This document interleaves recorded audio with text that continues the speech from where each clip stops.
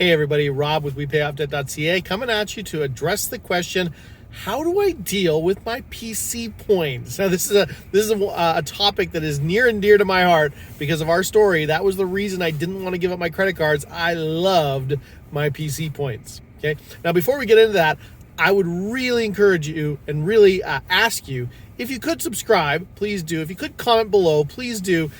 If you could, shoot me a text, 204-8136-133. I am looking all the time for new content ideas. If you've got an idea, if you've got a question, if you've got a struggle, if you've got a frustration you'd like to talk about, please do comment, email Rob at WePayOffDebt.ca, or go ahead and text me, 204-8136-133. That is a community platform number where we can have a one-on-one conversation there on text. Absolutely awesome. As well, if you haven't yet, go check out my podcast. I released the Debt-Free Canadian podcast. It's everywhere you'd find podcasts, so definitely check that out, the Debt-Free Canadian podcast. So with that, let's get into the question at hand. How do I deal with PC points? So a little bit about my story, a little bit of the context of where this comes from for me.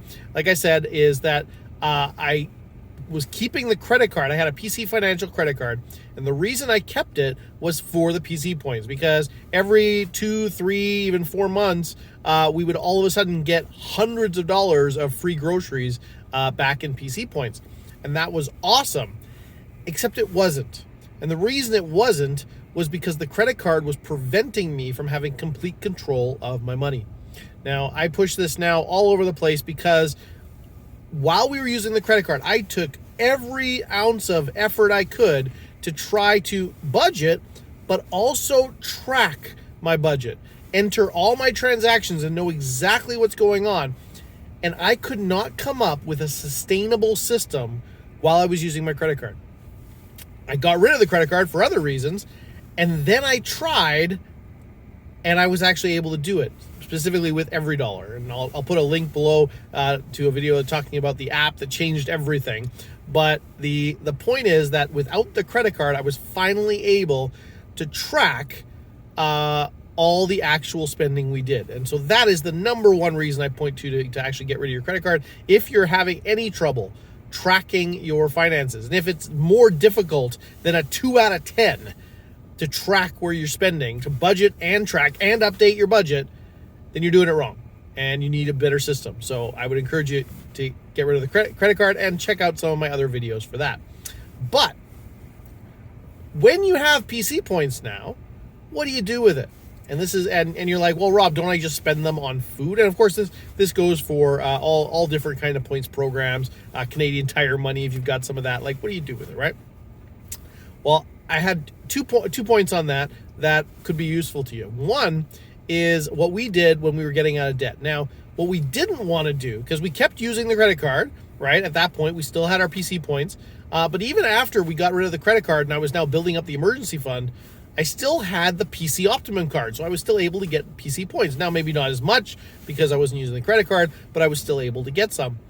And I all throughout the time, I was like, what do I do with this? Because I really want to throw money at the debt. I don't just want to eat more money, to spend more money on food, right? That's not what I want. That's what they want. That's not what I wanted. I wanted to get the debt paid off, and I wanted it paid off badly. And so what I decided to do was I came up with this, and I love it now for anybody in baby steps 1, 2, and 3. As you get PC points, go ahead, go to the store, use them, but whenever you use them, ask for cash back. So imagine this, you have $30 worth of PC points, 30,000 points or whatever it is. And you buy some of my stuff at Superstore and you get over $30 worth of stuff. And so you use the 30,000 PC points, you get $30 off. Great. Except don't get $30 off. Ask them for $30 cash back. Bam. You've now paying the exact same thing you would have otherwise and have $30 in your pocket in cash. This now allows you to take that $30 and put it anywhere else you want on the baby steps. Now, in EveryDollar, you would actually record that as an income. because that's what it is. You actually have a PC point income of $30. And so in your budget, on your budget form, you would actually add an income transaction of $30. And now you got $30 more to spend in your budget, in your zero-based budget. So you put them wherever you are on the baby steps. If you're paying off debt, that's $30 more to pay off debt. Okay, so that is the main point I really wanted to share. But the second thing is, now that we're done, now that we're out of debt, we're in baby steps 4, 5, and 6 now. We are investing 15% into retirement. We are putting money on our kids' college, and we are paying off the house. You can still do that. What I just described, it's not hard. It doesn't take any major extra effort to ask them for cash back before you check out. People do cash back all the time. And so you're paying with your debit card now, again, because you're not using a credit card anymore, but you're paying with your debit card. You have your PC points or your Canadian Tire points or whatever app you're using to get some extra points. You swipe that. They say, oh, yeah, you got $30 back. You say, okay, I'll go ahead and use that. And can I have $30 in cash back, please? And then you get exactly what I just described. Add that as an income in your budget, and you get to put that, not baby step 4, because you're already putting 15% of your income into retirement, but maybe baby step 5. Maybe you want to decide that, you know what? All my PC points are going to go towards my kids' college, and I'm going to work hard to get that RESP match from the government. You put $30 in there, they give you a 20% match on every dollar. So what is that? That's $6. That's not a ton, but it's something. You put $30 in there, you get $6 extra to put towards your kids' college fund, and all of that can be invested into mutual funds, ETFs, whatever, where they will grow over time. Or you don't have kids maybe, or a kid's college is done. You say, you know what? I'm going to throw it at the house. And you're like, $30, who cares? You do that every month.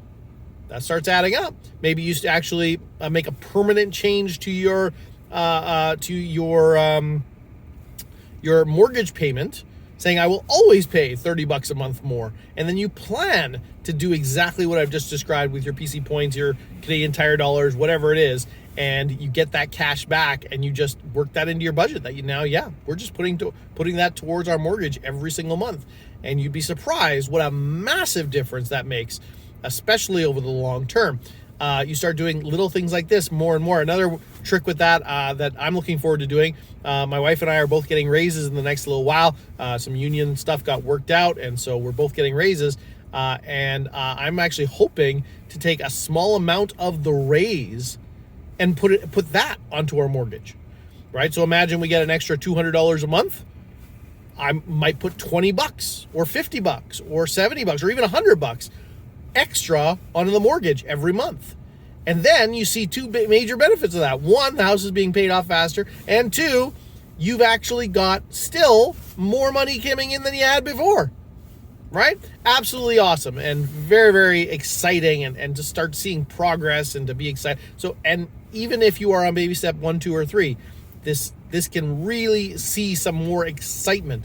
Another way that I can squeeze out at least a little bit to get the debt paid off faster, or to get the emergency fund built up that much faster.